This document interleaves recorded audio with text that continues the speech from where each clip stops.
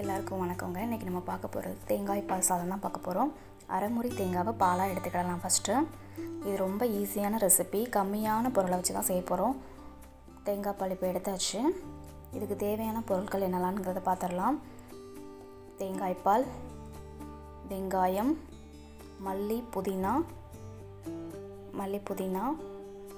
பெருஞ்சீரகம், மிளகாய், 2 கிராம்பு, 1 அன்னாச்சிப்பூ, 1 பட்டை, 1 ஏலக்காய், ஜீரகம், இஞ்சி பூடு பேஸ்ட்டு. பிரியாணி இலை இருந்தால் அதையும் ஆட் பண்ணிக்கலாம். இப்போ 1 by 1 நம்ம போட்டு எல்லாத்தையும் ஃப்ரை பண்ண போகிறோம்.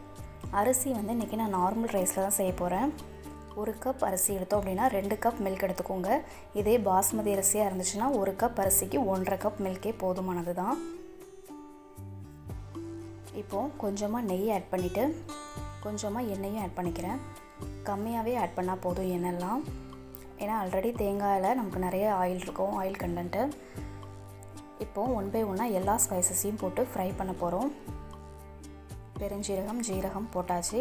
அன்னாச்சிப்பூ, பட்டை, ஏலக்காய், பிரியாணி இலை எல்லாத்தையும் போட்டு ஃப்ரை பண்ணிவிட்டு 2 சில்லி ஆட் பண்ணுறோம். ஆனியனை ஃப்ரை பண்ண போகிறோம். 1 by 1 அப்படி எல்லாத்தையுமே கோல்டன் ப்ரௌன் கலரில் வர்ற மாதிரி ஃப்ரை பண்ண போகிறோம்.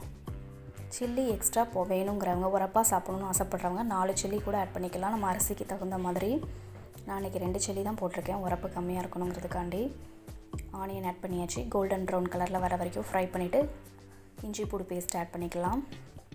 இதில் டொமேட்டோ ஆட் பண்ணணும் நம்ம, ஆனால் லாஸ்ட்டாக டொமேட்டோ ஆட் பண்ணிக்கலாம் பால்லாம் சேர்த்ததுக்கப்புறமா. 1 ஸ்பூன் இஞ்சி பூடு பேஸ்ட் ஆட் பண்ணிக்கிறேன்.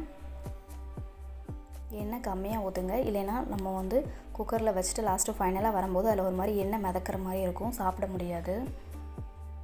1 கொத்து மல்லி இலை, புதினா சேர்த்துக்கிறேன். பொடி ஐட்டம் எதுவுமே இதில் நம்ம ஆட் பண்ண போகிறதில்ல.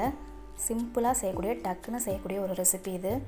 சீக்கிரம் வேலை முடிக்கணும்னு நினைக்கிறவங்க டக்குன்னு செஞ்சுட்டு போயிடலாம். காலையில் இடியாப்பமோ ஆப்பமோ பண்ணுறோம் அப்படின்னா எக்ஸ்ட்ரா ஒரு பால் எடுத்துக்கிட்டு நம்ம அதை அப்படியே ரைஸ்லேயும் செஞ்சு லஞ்சையும் முடிச்சிடலாம். அப்படி இப்போ அரிசியை சேர்த்தாச்சு. அரிசியை பரட்டிட்டு பாலையும் அடுத்து சேர்த்துக்க போகிறோம்.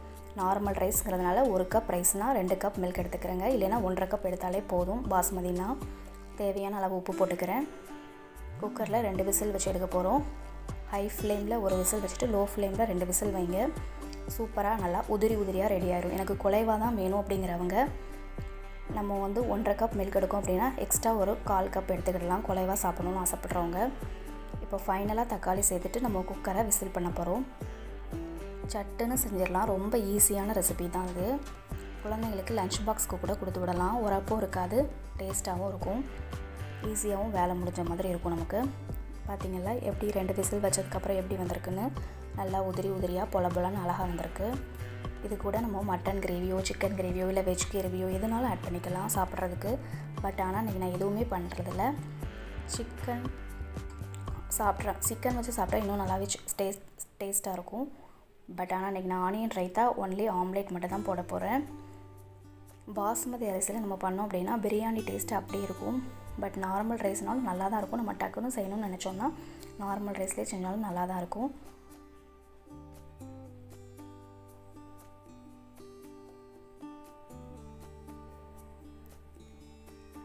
ஒரு 10 மினிட்ஸ் கூட ஆகாது.